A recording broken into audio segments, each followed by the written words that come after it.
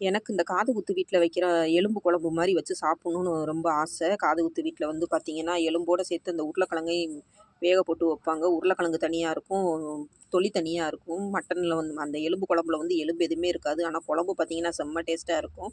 கறியுமே பார்த்தீங்கன்னா வந்து இலையில வைக்க மாட்டாங்க. கப்ல வச்சு 2 பீஸ் போட்டு கிரேவி மாரி வச்சு கப்பு கறிய தான் வைப்பாங்க. அதுவுமே சொல்ல முடியாது. டேஸ்ட் அவ்வளோ ஒரு அட்டகாசமா இருக்கும். சரி இன்னைக்கு அந்த மாரி வைக்கலாமே அப்படின்னு சொல்லிட்டு, இன்னைக்கு அந்த மாரி தான் இன்னைக்கு செஞ்சிருந்தோம்.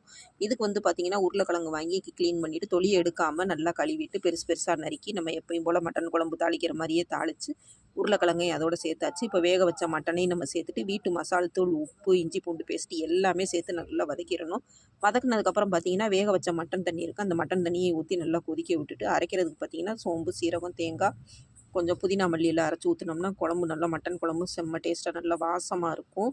நல்லா கொதிக்குது, குழம்பு கொதிக்குது. இன்னைக்கு வந்து மண்டபத்தில வைக்கிற மாரியே, காது குத்து ஃபங்ஷன்ல வைக்கிற மாரியே இன்னைக்கு எலும்பு குழம்பு வச்சிருந்தோம். செம்ம டேஸ்ட்டா வந்திருந்தது. எனக்கு ரொம்ப பிடிச்சிருந்தது இன்னைக்கு குழம்பு.